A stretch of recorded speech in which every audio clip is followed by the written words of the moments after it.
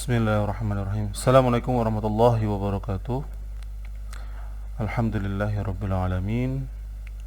Anak-anakku sekalian, alhamdulillah pada pagi hari ini kita bisa bertemu dalam tatap muka secara online ini. Semoga pembelajaran yang akan kita laksanakan nanti tidak mengurangi semangat kalian untuk menuntut ilmu. Nah, pada pagi hari ini, pada pertemuan 2 ini, Bapak akan menyampaikan sedikit materi. Mungkin secara ringkas nanti kita lanjut dengan sesi tanya jawab. Yang pertama tentang pengertian bisnis. Nah, kemarin di pertemuan pertama, Bapak sudah mungkin ta'aruf atau perkenalan diri tentang kurang lebih biografi Bapak. Jadi mungkin dari kalian itu sudah lebih banyak atau lebih sedikit yang kenal dengan saya, mungkin di luar kampus Umpri ini. Nah, selanjutnya pada pagi hari ini atau pertemuan yang kedua ini kita akan sudah mulai membahas perkuliahan. Nah, nanti teknis dari mata kuliah Bapak ini, kita di pertemuan 2 ini kan Bapak yang menjelaskan. Nah, nanti di pertemuan selanjutnya Bapak akan membagi kelompok. Kemarin sudah minta data dari ketua kelas kalian, jadi sudah terbagi 10 kelompok. Nah, nanti di setiap pertemuan 10 kelompok itu akan presentasi, berikut juga menjelaskan tentang poin-poin atau materi-materi yang telah Bapak tentukan gitu. Nah, nanti akan Bapak jelaskan di akhir sesi ini. Baik, mungkin langsung saja untuk mempersingkat waktu. Di sini silakan dilihat di layar, Bapak sudah membuat sebuah PowerPoint ya. Materinya yaitu adalah pengertian bisnis ya. Bismillahirrahmanirrahim. Jadi pengertian bisnis, untuk pertama, ketika kita mendengar sebuah kata bisnis, kira-kira apa yang terfikirkan oleh kalian langsung ketika mendengar kata-kata bisnis? Ya, tentunya ketika mendengar kata-kata bisnis itu yang terlintas dari kalian adalah sebuah profit ya, profit oriented atau keuntungan sehingga membuat diri kita itu banyak uang, kan gitu kan pada intinya.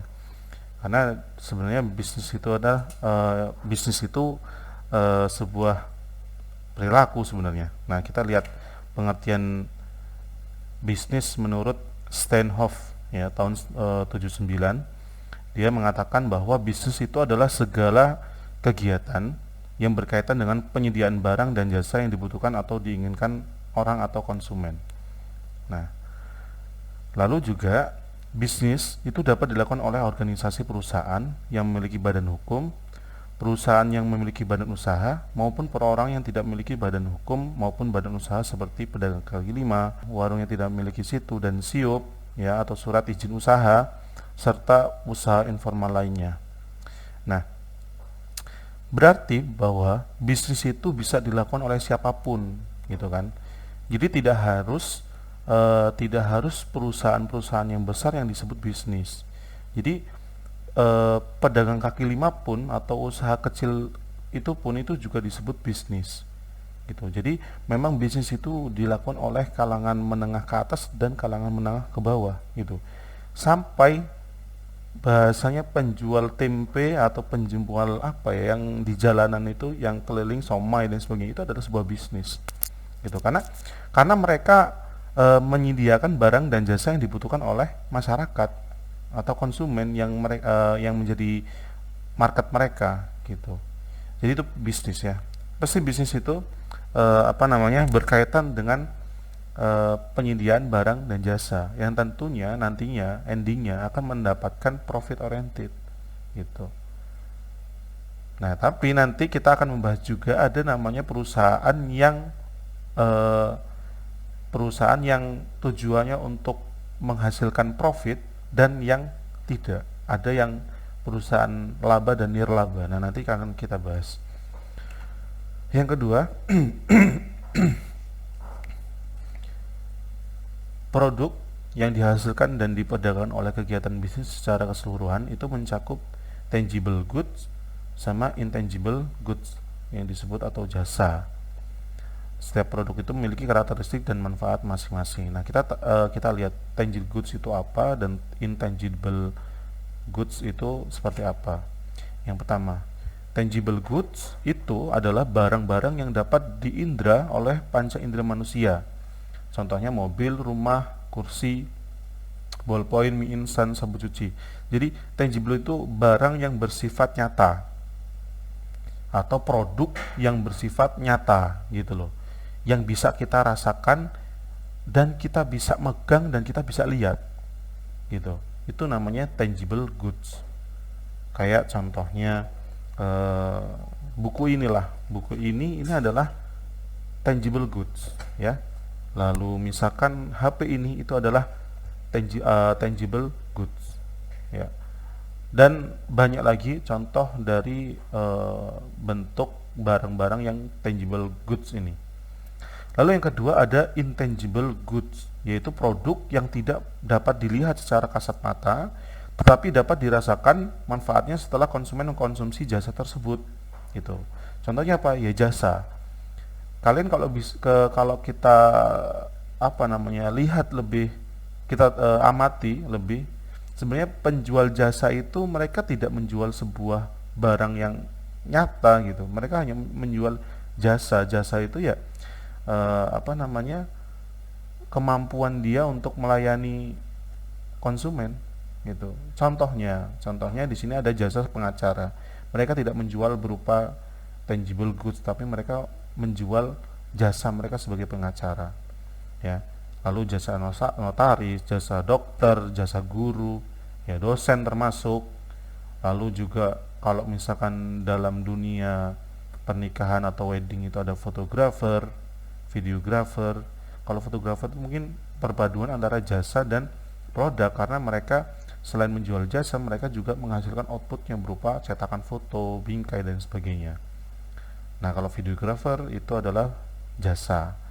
Jadi intangible goods itu suatu produk yang hanya kita nikmati aja gitu. Jadi kita bisa merasakan tapi tanpa bisa menyentuh gitu. Tapi manfaatnya luar biasa. Nah, itu tadi tangible goods dan intangible goods.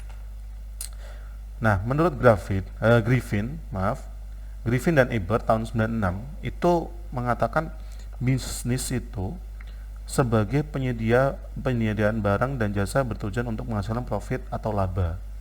Yang tadi Bapak katakan. Jadi pada ujungnya ketika kita menyediakan barang atau jasa itu tujuannya untuk laba atau keuntungan atau profit gitu. Jadi kalau kita kegiatannya itu menghasilkan barang atau jasa yang tujuan untuk keuntungan, itulah namanya bisnis. Bisnis itu nggak harus disebut nggak harus besar baru disebut bisnis, kecil pun itu disebut bisnis. Jualan pulsa ya, jualan hal yang terkecil itu disebut bisnis. Oke, kita lanjut. Nah, di sini laba perusahaan, yaitu suatu perusahaan dikatakan menghasilkan laba apabila total pendapatan pada satu periode atau total revenues itu lebih besar dari total biaya pada periode yang sama. Misalkan biaya produksi dalam sebuah perusahaan atau sebuah bisnis yang kalian jalankan, misalkan itu biaya produksinya sekitar taruhlah 10.000 misalkan. Nah, lalu keuntungan yang kalian dapat atau barang itu ketika dijual itu mempunyai nilai atau value-nya sebesar 20.000. Nah, sehingga total biaya produksi dan pendapatan itu lebih besar pendapatannya.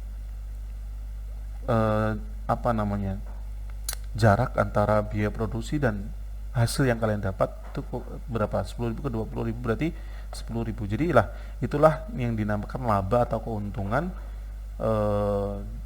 dari sebuah bisnis itu. Ini yang dimaksud dari laba perusahaan ini. Lalu alternatif penggunaan laba perusahaan itu bisa yang pertama dibagikan kepada pemegang saham. Kalau misalkan perusahaan itu besar, mempunyai investor-investor, maka ya hasil dari laba itu dibagikan ke pemegang saham, dividen namanya. Itu biasanya di akhir tahun atau akhir periode gitu. Lalu eh, laba ditahan ya untuk diinvestasikan kembali oleh perusahaan. Nah, biasanya perusahaan ini menahan sebagian laba untuk apa? Untuk perkembangan atau pengembangan dari perusahaan itu sendiri. Jadi misalkan yang tadinya sebuah eh, pabrik roti misalkan hanya mempunyai satu bangunan saja. Nah, ketika dia dapat keuntungan, dia ditahan dulu labanya, belum dibagikan ke investor maupun ke orang itu sendiri atau per orang itu sendiri. Dia belum menikmati laba tapi ditahan untuk apa? Untuk pengembangan membangun pabrik kembali, pabrik yang kedua, atau di sampingnya untuk ya intinya untuk mengembangkan usahanya agar lebih besar lagi. Yang tadinya misalkan bisa memproduksi roti dengan seperharinya misalkan 100 biji. Nah, dengannya adanya pengembangan perusahaan, dia membeli mesin, dia membangun bangunan untuk pabriknya dan sebagainya, itu dia bisa menghasilkan 500 roti dalam sehari. Nah, itu namanya pengembangan. Lalu selanjutnya, prinsip yang sama juga berlaku pada usaha perseorangan, di mana keuntungan usaha itu digunakan untuk memperbesar modal usaha dan sebagian lagi untuk keperluan pribadi. Nah, kalau usaha perorangan ini biasanya laba itu dinikmati sendiri gitu. Jadi mereka nggak punya investor. Biasanya ini perusahaan-perusahaan atau bisnis di kalangan ya menengah ke bawah. Karena biasanya kalau yang menengah ke atas itu sudah mempunyai banyak investor gitu. Nah, penggunaan laba itu untuk keperluan pribadi. Ya, mereka usaha, mereka dapat uang, yang mereka gunakan untuk keperluan mereka sendiri gitu. Jadi atau juga bisa disimpan untuk sebagai modal, ya, modal usaha. Itu tadi yang saya katakan untuk menambah biaya produksinya. Maksud saya untuk menambah misalkan kayak mesin-mesin tadi yang untuk menghasilkan produk itu lebih banyak lagi gitu. Jadi itu. Selanjutnya tentang fungsi-fungsi bisnis. Nah, yang pertama fungsi bisnis kalian bisa dibuka di halaman 5 ya. Di halaman 5 tentang fungsi-fungsi bisnis. Fungsi-fungsi bisnis ya, yang pertama itu adalah acquiring raw materials ya, atau memperoleh bahan baku. Jadi fungsi bisnis di sini, kenapa kok bisnis itu apa fungsinya bisnisnya itu? Pertama, dia memperoleh bahan baku. Pasti setiap perusahaan untuk menghasilkan produk itu harus mempunyai bahan baku.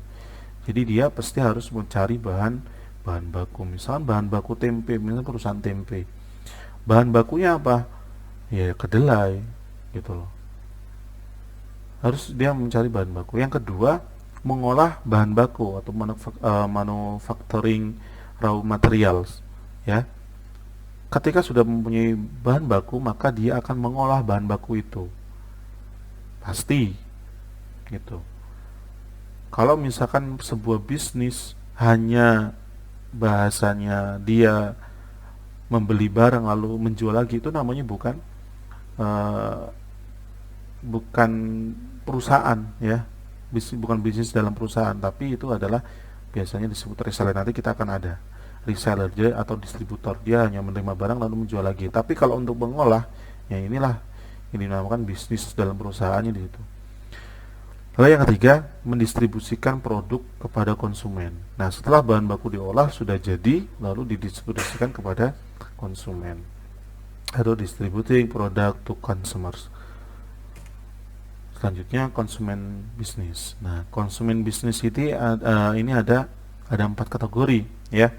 Ada 4 macam model konsumen bisnis. Yang pertama apa? Yaitu companies that consume.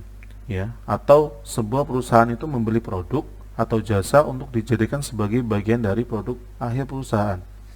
Kalian bisa lihat konsumen bisnis itu di halaman 6, ya, di halaman 6, yaitu sebuah perusahaan yang pertama, sebuah perusahaan membeli produk atau jasa untuk dijadikan bagian dari produk akhir perusahaan. Nah, di sini keterangannya, apabila sebuah perusahaan membeli produk atau jasa untuk dijadikan sebagian bagian dari produk, ya, akhir perusahaan, maka perusahaan tersebut disebut original equipment manufacturer, ya, atau OEM.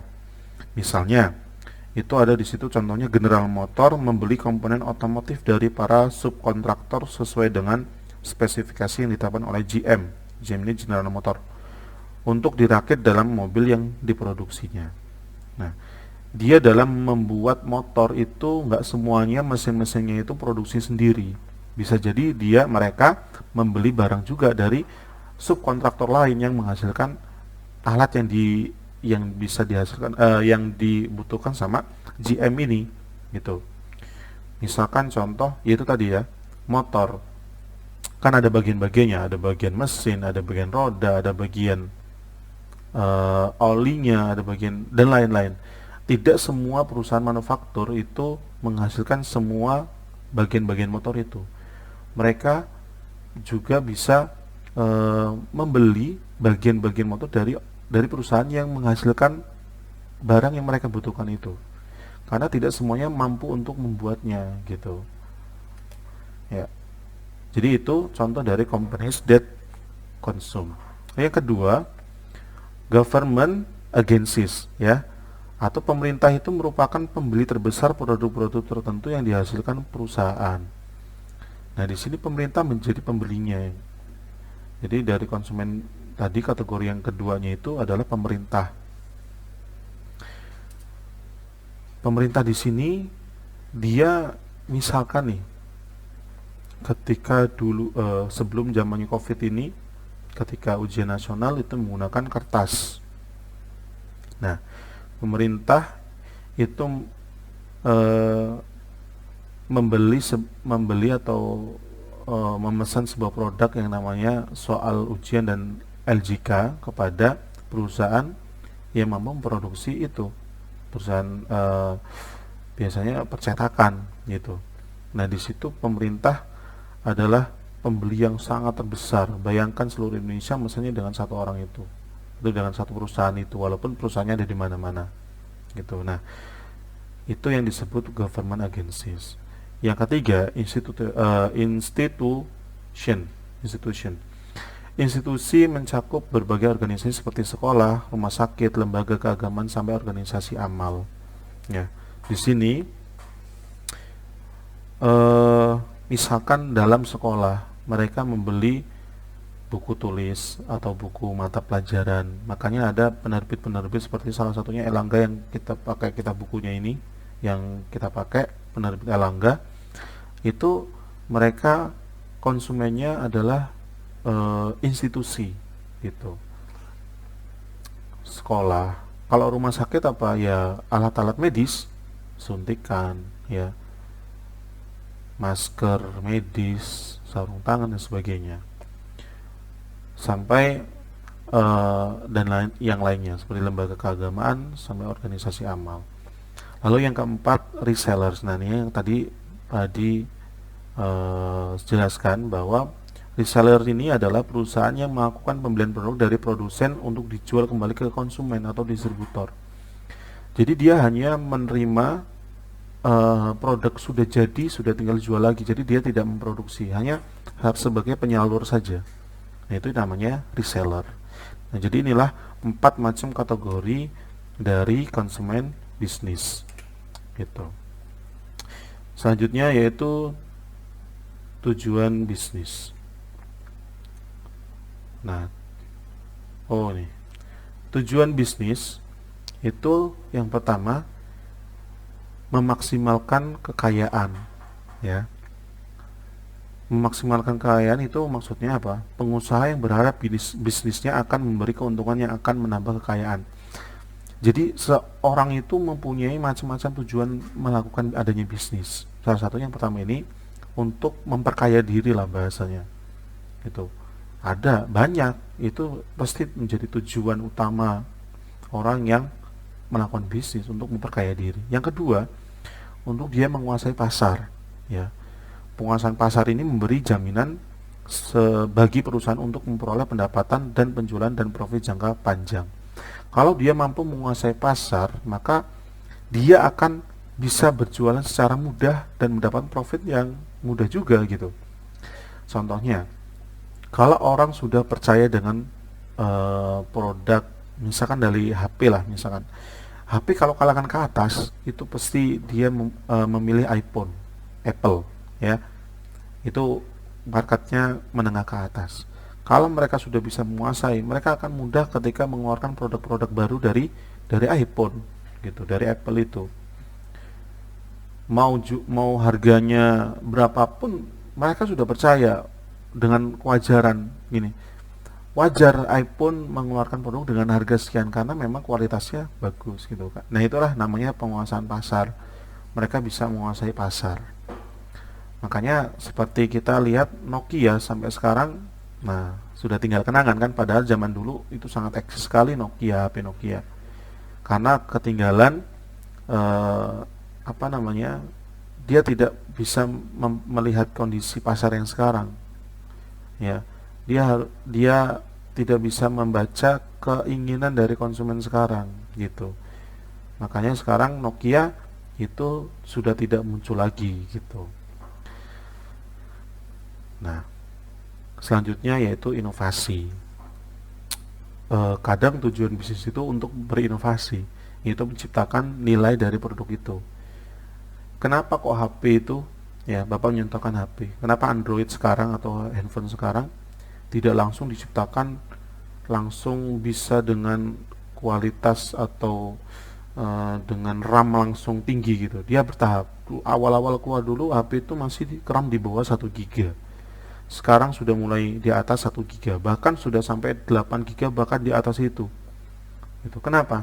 Ya karena itu dia melakukan inovasi gitu. Mungkin pada zaman awal dulu handphone keluar belum dibutuhkan RAM sebesar 6 GB gitu. Masih 1 GB aja udah cukup, udah besar.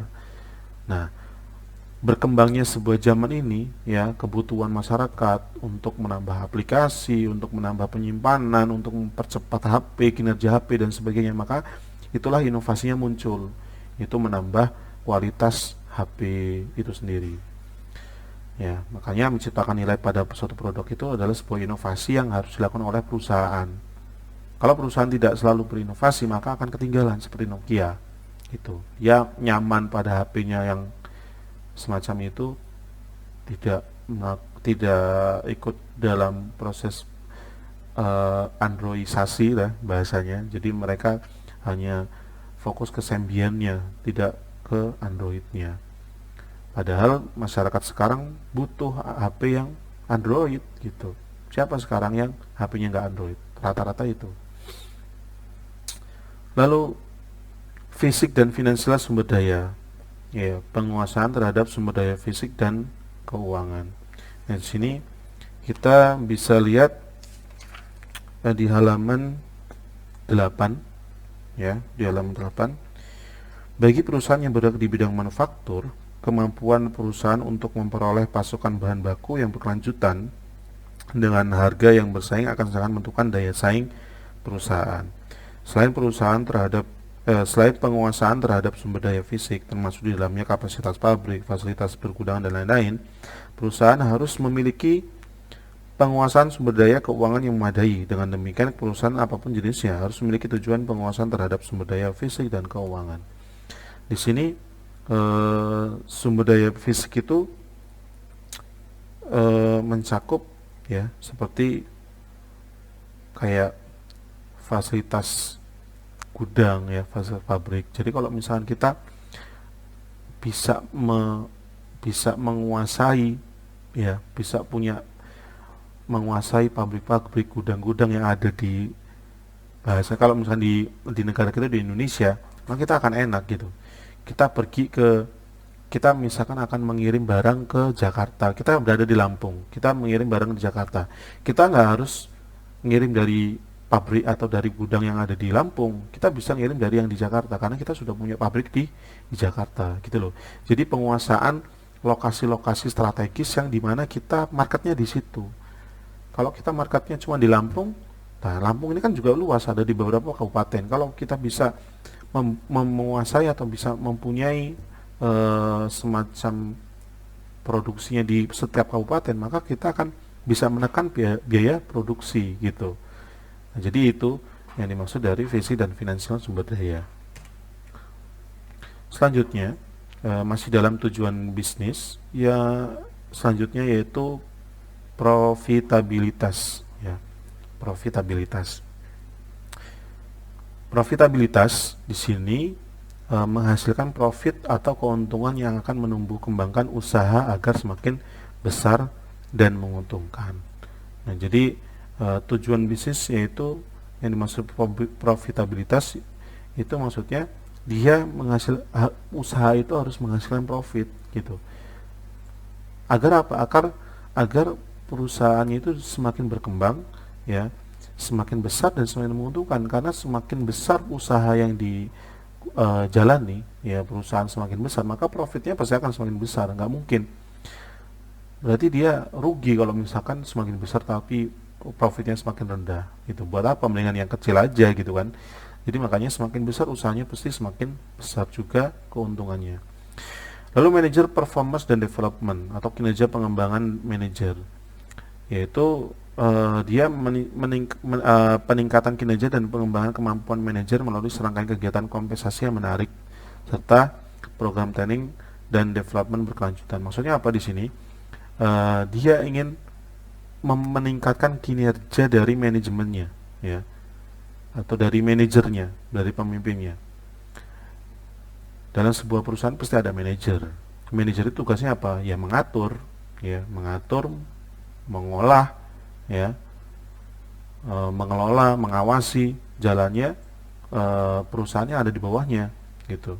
Nah, jadi kalau misalkan kinerja dari manajer itu baik, maka ya perusahaan itu pasti akan baik berjalannya. Makanya kalau misalnya ada perusahaan yang kurang baik, maka dilihat dulu manajernya, cara memanagenya seperti apa, gitu. Jadi itu yang dimaksud. Lalu selanjutnya, worker performance and attitude atau kinerja dan sikap pekerja. Perusahaan itu juga harus membuat tujuan yang spesifik terkait dengan pemeliharaan dan pengembangan karyawan agar karyawan tersebut dapat bekerja dengan baik. Iya, kalau misalkan kita mempunyai pegawai atau karyawan yang baik, maka pasti produksi kita juga akan baik. Tepat waktu, ya, cepat, itu pasti, kualitasnya juga baik. Tapi kalau kita tidak mempunyai pekerja atau karyawan yang baik sesuai dengan standar kita, maka ya produk yang dihasilkan pun akan buruk gitu. Makanya biasanya kalau misalkan dalam penyeleksian karyawan itu ada bagian HRD yang bagian untuk mengurusi karyawan, menyeleksi, ditanyai, ya. Yang penting ketika menjadi karyawan itu adalah attitude yang pertama dilihat, ya, atau perilaku, tingkah laku, kesopanan gitu. Karena kesopanan, attitude itu nggak bisa dilatih secara cepat gitu. Tapi kalau kemampuan skill itu sebenarnya bisa dilatih dengan cara cepat. Makanya yang pertama yang dilihat adalah attitude-nya, kejujuran, tanggung jawab, dan sebagainya gitu. Kalau masalah keahlian itu juga perlu diperhatikan, itu yang nomor 2. Nomor selanjutnya, semakin kita menerima pekerja atau karyawan yang sesuai dengan standar kita, makanya kita nggak kebanyakan PR gitu loh. Kita pelatihan itu tetap kita jalankan untuk meningkatkan kinerja kinerja karyawan, tapi tidak terlalu ngoyo bahasa Jawanya gitu.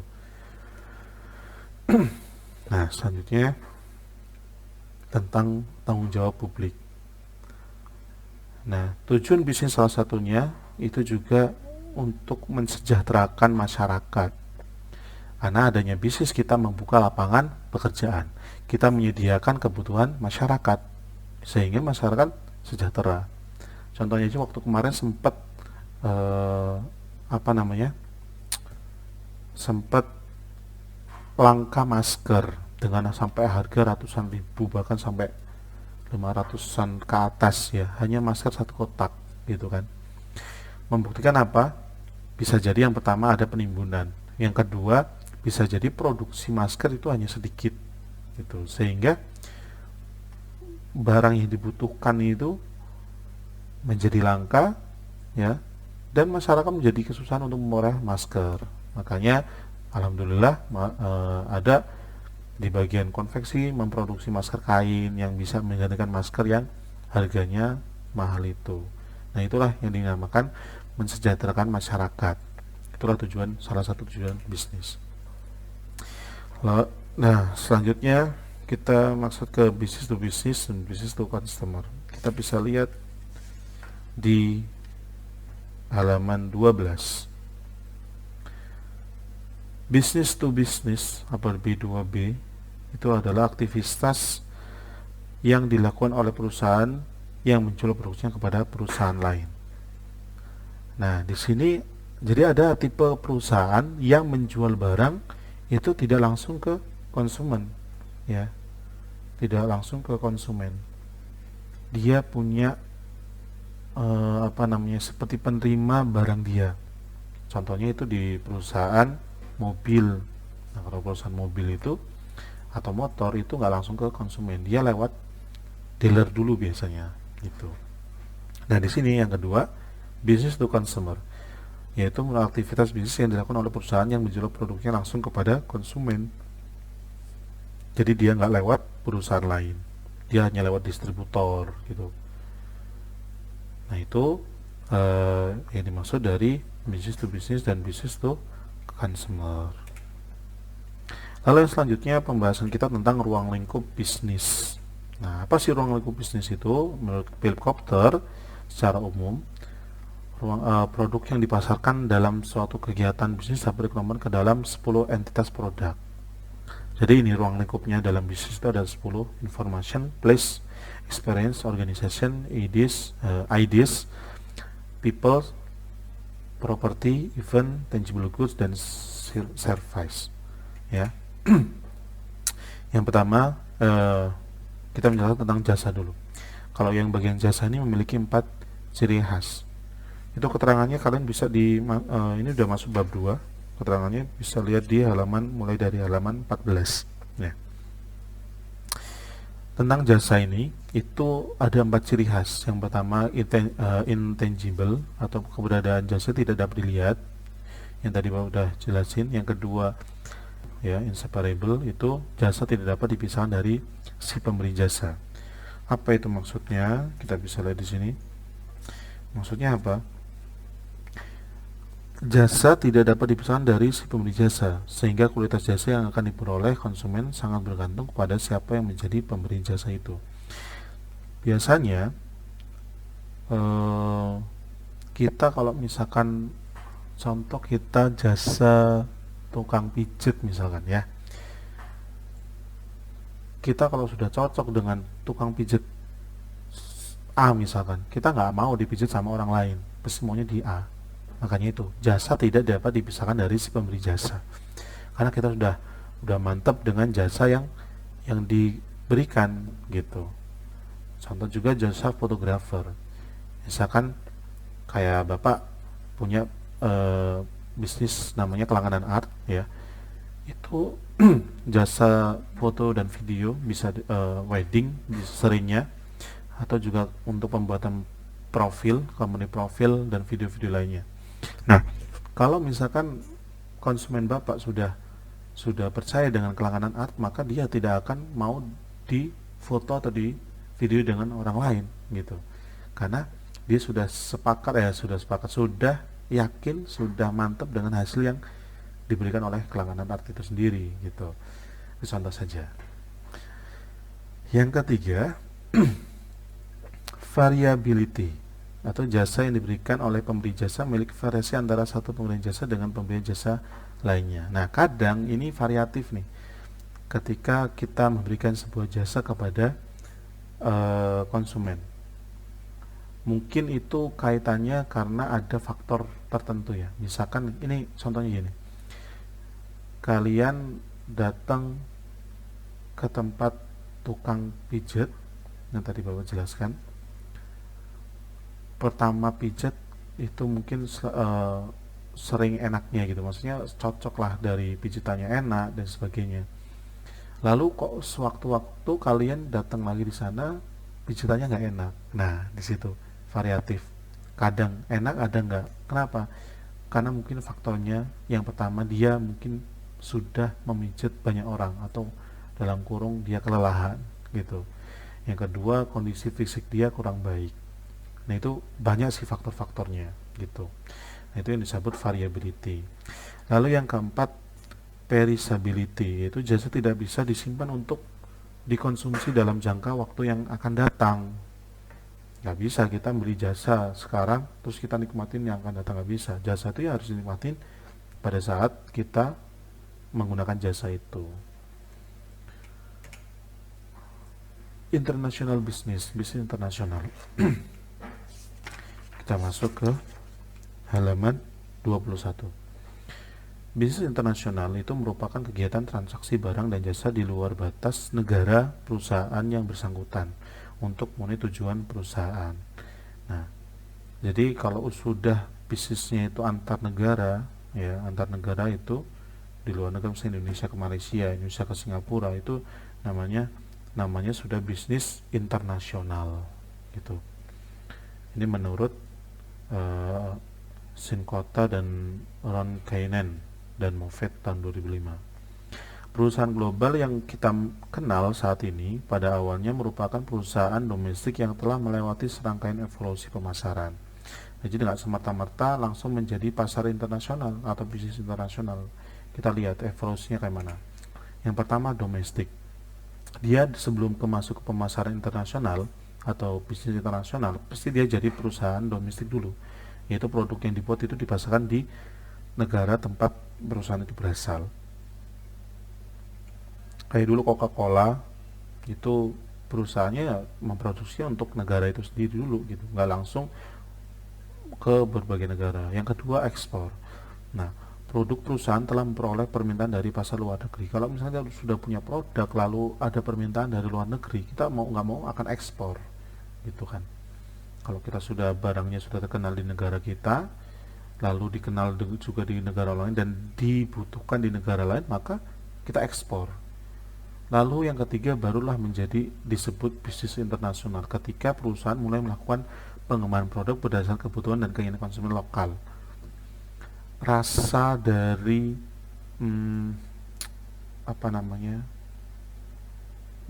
McDonald, yang pernah makan burger McDonald atau makanan McDonald atau KFC lah yang ada di Princeaunia, itu kalau kalian tahu nggak akan sama rasanya dengan rasa KFC yang ada di Amerika gitu, nggak akan sama KFC yang ada di Arab Saudi gitu, dan negara mainnya, di negara lainnya. Kenapa? Karena di setiap negara itu mempunyai ciri khas rasa yang berbeda-beda gitu. Misalnya di Indonesia nggak suka hambar, makanya dibanyakin rempah-rempahnya. Kalau di luar negeri mungkin lebih terkesan agak sedikit hambar gitu kan. Nah, Pak Adi juga kurang paham. Kalau dulu Pak Adi pernah ke Turki, itu memang rasanya makanannya itu hambar-hambar gitu. Setahu Pak Adi kayak gitu. Nah, itulah yang disebut pasar internasional. Lalu yang selanjutnya ada multinasional, yaitu perusahaan mulai melakukan standarisasi produk untuk dipasarkan pada regional tertentu. Dia sudah mempunyai standar. Walaupun rasanya beda, dia sudah mempunyai standar. Oh, harus bentuknya seperti ini, harus kualitasnya seperti ini. Dia sudah mempunyai standarnya. Lalu selanjutnya ada pemasaran global atau bisnis global, yaitu perusahaan melakukan standarisasi produk yang dijual secara global yang disesuaikan dengan variasi lokasi produk yang dipasarkan. Yang tadi Bapak sudah katakan, kalau sudah mulai sampai spesifikasi tentang variasi dari lokasi itu sudah disebut bisnis global. Bentuk aktivitas bisnis internasional, ya, itu ada beberapa. Yang pertama, FDI. Kita lihat FDI. di halaman 27 ya, atau investasi asing langsung. Jadi perusahaan melakukan investasi secara langsung dalam bentuk fasilitas produksi untuk menghasilkan atau memasarkan produk perusahaan di pasar luar negeri. Nah, ini contohnya nih. Perusahaan Toyota dari Jepang melakukan investasi asing langsung di Amerika antara tahun 83 sampai dan pada tahun 2002 dengan membuka 5 pabrik perakitan mobil Toyota di Amerika dengan nilai investasi seluruhnya mencapai 13,5 miliar dolar Amerika. Jadi dia bentuknya investasi. Investasinya berupa ya mendirikan sebuah itu tadi pabrik gitu. Lalu yang kedua ekspor. Nah, kita bisa ekspor. Ekspor ini merupakan cara memasuki pasar internasional yang banyak digunakan oleh perusahaan pada saat mereka mulai melakukan kegiatan bisnis internasional. Nah, jadi dia langsung ngirim barang dari negaranya ke negara yang akan dituju, itu ekspor. Kalau tadi yang pertama dia membuat dulu investasi dulu, buat pabrik. Jadi dia produksinya di negara itu. Yang kedua ini tadi ekspor, dia mengirim langsung. Yang ketiga lisensi. Nah, lisensi ini bentuk perjanjian di mana pemberi lisensi memberikan hak kepada pihak lain yang menjadi pengguna lisensi untuk menggunakan paten, penemuan, formula, proses desain, hak cipta, dan merek dagang selama periode waktu tentu yang disepakati. Kita misalkan pakai lisensi orang lain, misalkan contoh, misalkan kita mau berbisnis produk sama Coca-Cola misalkan, atau yang di Indonesia lah. Nah, Sido muncul. Nah, Sido muncul itu tolak semacam kayak jamu ya. Nah, kita misalkan mau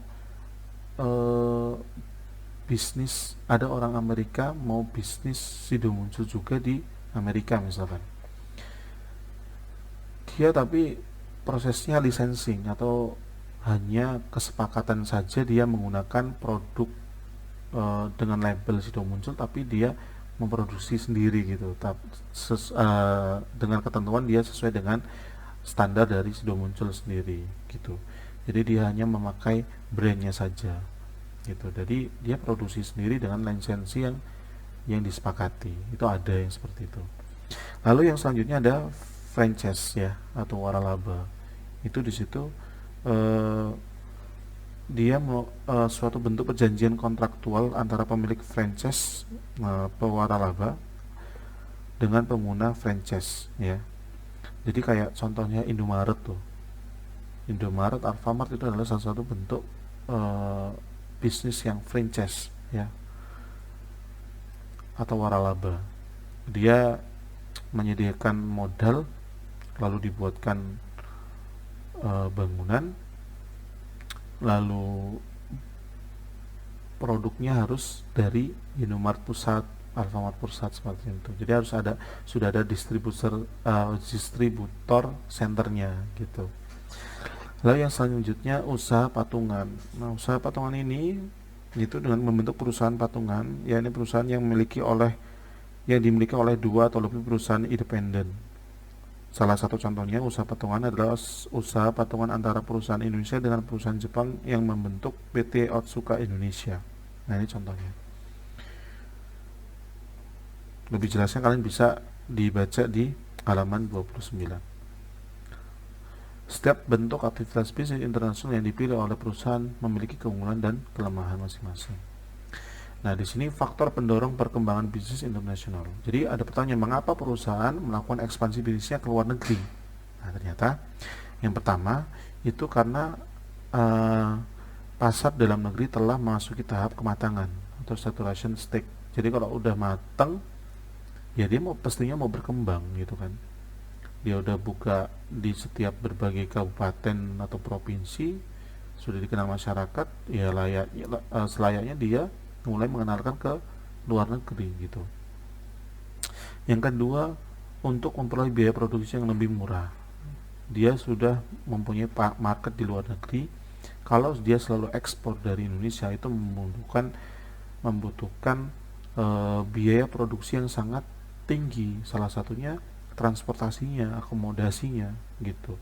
Makanya dia dengan adanya mendirikan bisnis di sana, mendirikan pabrik di luar negeri, maka bisa menekan biaya produksi.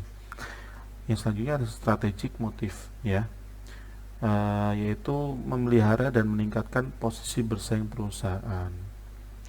Dia memelihara dan meningkatkan posisi bersaing perusahaan. Jadi dia mempunyai daya saing yang sangat tinggi. Strateginya itu, dia mempunyai daya saing untuk ke luar negeri karena mungkin kompetitornya sudah sampai ke luar negeri, sehingga dia mau nggak mau harus ikut dong gitu. Kalau misalnya nggak ikut, ketinggalan gitu. Nah, oke, jadi itu materi pada pagi hari ini. Alhamdulillah. Selanjutnya nanti ada prosesi tanya jawab langsung di kolom komentar. Insya Allah kalau bisa Bapak jawab, insya Allah Bapak jawab. Kalau belum, nanti Bapak akan cari referensinya, karena sebenarnya ketidaktahuan seorang guru atau pengajar ketika ditanya oleh pesertanya atau mahasiswanya atau muridnya itu bukan sebuah aib gitu, karena takutnya ketika kita jawabnya ngasal maka akan memberikan atau mentransfer ilmu yang tidak bisa dipertanggungjawabkan gitu. Oke, selanjutnya ada tugas individu untuk kalian ya. Tugas individunya itu membuat resume materi pengertian bisnis dan ruang lingkup bisnis yang tadi Bapak jelaskan. Jadi silakan dirangkum di resume. Itu sama membuat 5 soal esai beserta jawabannya. Nah, itu semua dikerjakan dengan cara tulis tangan ya. Karena nanti kalau misalkan ketik itu enak sekali sekarang, tinggal copy paste, sehingga tidak ada kalian dalam mengulasnya nanti kurang. Jadi kalau Bapak sendiri kalau misalkan mengulas materi itu, kalau menulis secara tidak langsung kita sama aja kayak mengulang materi yang telah disampaikan oleh dosen atau oleh guru gitu. Ditulis dengan cara tulis tangan di kertas folio bergaris minimal 3 halaman penuh ya. Itu udah sama pertanyaan dan jawabannya. Jadi minimalnya itu. Syukur-syukur kalian bisa lebih dari itu. Karena pembahasannya bisa secara rinci yang dijelaskan oleh Bapak tadi. Yang keempat, dikumpul pada pertemuan ketiga, pertemuan depan. Nah, ini catatan untuk kelompok yang sedang presentasi tidak dibebankan dengan tugas ini. Nah, nanti Bapak akan kasih tugas untuk kelompok gitu ya.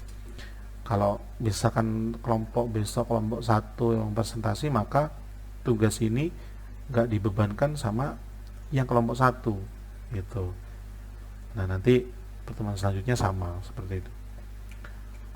Nah, tugas kelompok ini, tugas kelompoknya yang pertama tadi tugas individu ya, yang kedua tugas kelompok, membuat makalah dengan bahan materi yang telah ditentukan dengan ketentuan sebagai berikut. Jadi nanti kalian membuat makalah, susunannya pendahuluan, permasalahan, landasan teori, pembahasan, kesimpulan, dan daftar pustaka. Yang kedua, membuat materi presentasi dalam bentuk PowerPoint. Nah, materinya apa? Nah, nanti silakan bisa download di file di bawah dari link YouTube ini.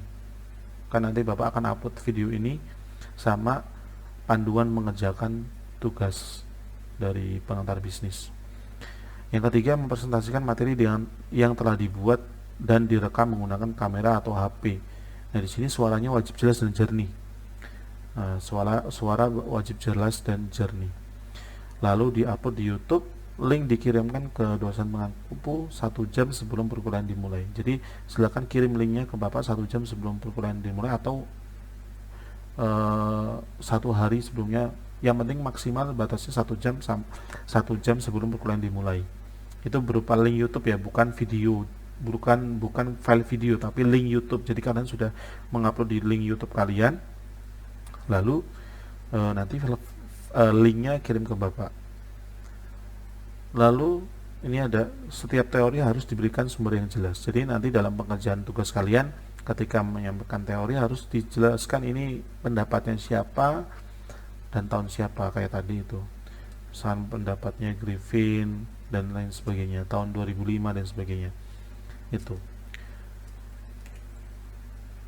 Oke ya, sebenarnya download panduan tugas pengantar bisnis. Nanti kita, Bapak akan upload juga di situ.